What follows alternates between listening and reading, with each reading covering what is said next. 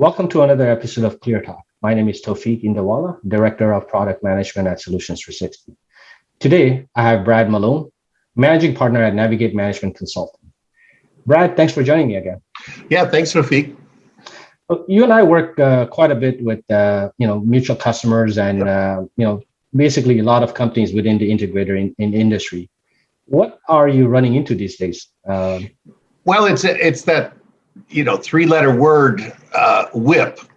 When people say, "Well, what is it?" and is it what does it mean? And a lot of times it's, well, how much we got done.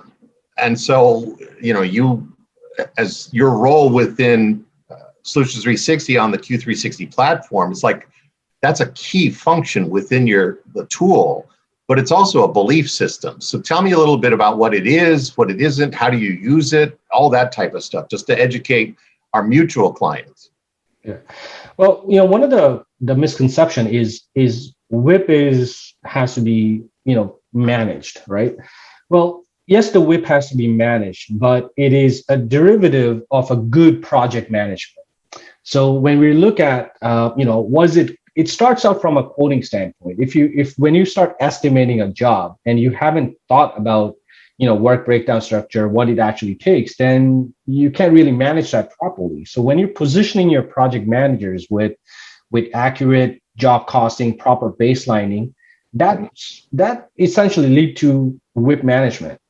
So when we talk about WIP, it's, we're always looking at stuff that happened last week, last month, rather it be real time or not. But it's the data that you get out of it as a result of good project management and planning a project. So there are basically two components of WIP. You got your labor and you got your equipment. You also have your projected and your actuals. So those are like the highest level of information. So we talked about from a costing element type, you got equipment and labor, and then you got the budgeted from a dollar and standpoint. But it's effectively what is happening with WIP on an ongoing basis. So when I look at WIP, we're looking at the cost on a daily basis and what is changing on a month-to-month basis. So that's me looking in the rear view mirror. Right. So it allows me to see what is the project currently sitting at, what did it look like last month, and what are the deviations of it. So what are the deltas that I need to manage? I need to find what is sliding. Is it sliding within the acceptable norm? Is it 2%, 3%, or is it outside of those 2-3% of the thresholds? So those are the kind of things that you're managing. But even more importantly, is what is it going to look like in the future?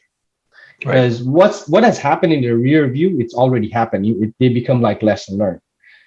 But when we're managing project effectively, and we're putting in what is going to happen in the future, next week, next month, from an equipment costing standpoint, labor scheduling standpoint, now I'm able to look into the future and say, what is my WIP going to look like? That allows me to better plan for any surprises that might happen. And that's essentially what WIP management really is. And I find that we're, in the industry, people are always looking at WIP as point in time rear view, but they never tend to manage stuff in the future. And that's where they get surprises. A project that they quote at 23% ends up at 18%, and they're losing all of that gross profit because they're not managing it from a future perspective. So and I similar conversations, but I was just, with 3 clients this week, and we're talking about status, and they're like going, yeah, I ask people what the status is. And I'm like, it's kind of like, how you doing? And I'm like, I'm doing good. I'm breathing well. I'm like, so it's like I've spent 50% of the money. Great. How much do you have left? And that's really that projected or that progress. Exactly. And if that doesn't match the plan, that then gives me what the future holds. And he just looked at me and I said, let's go back to when we were kids. We were on a drive with our, parents, and it was like going, I never remember asking my dad, how long have we been driving? But I definitely remember asking him, when will we get there? And then 5 minutes later, when will we get there? So it's interesting that so many people ask in their projects, how long have we been driving?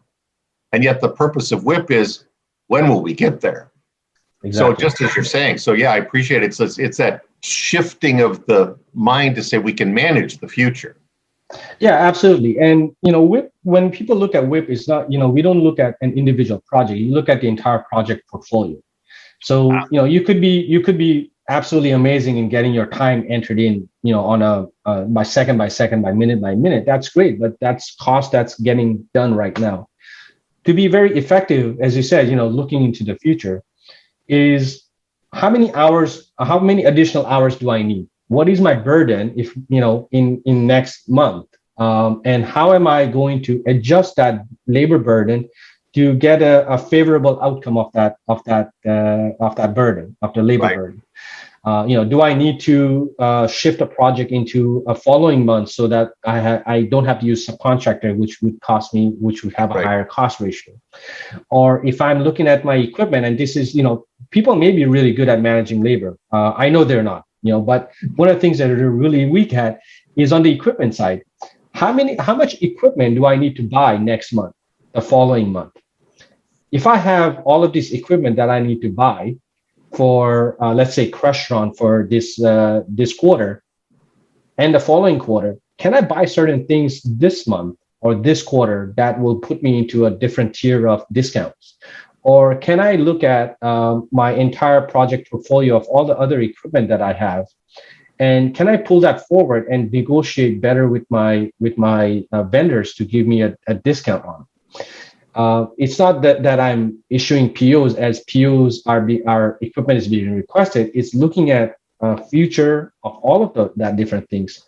All of that is WIP management. That's not Yeah. purchasing management. All of that, it contributes to a WIP management. It's So not it's just really a WIP report. It's a WIP it's a management. company phenomenon, not again that static report looking backwards. It's really a company mindset. Absolutely, yeah. It's a contribution from purchasing. It's contribution from project. It's not just a financial outcome. WIP is not a financial outcome. It's a continuous improvement approach to creating a favorable outcome and profitability. So I mean, I would assume within that, people gotta share the truth when we're asking them what's left. Absolutely. This is another weak point in a lot of our customer base is managing. Part of managing your WIP is entering in internal change orders. Is what is left to do. Right. If we've burnt all of our budget, we always talk about baselining, right? Like if we get underestimated hours to start the project, well, create a baseline so that we know what it's going to really take based on the scope. But it's a monthly approach or weekly approach, whatever that threshold that you come up with in your PMO criteria. At minimum monthly, where you have to go in and say, well, how many extra hours is it going to take to get this job done? Right. How much additional equipment is required to get this work done? And that is back to forecasting. It's, WIP management is forecasting. Got it. Well, great. Thank you. Hopefully they will, I'll send them this way to listen to this so they can understand better what WIP means, but more importantly, what's the philosophy and the belief system behind it. Absolutely. Yeah. Thank you. Thanks, Brad.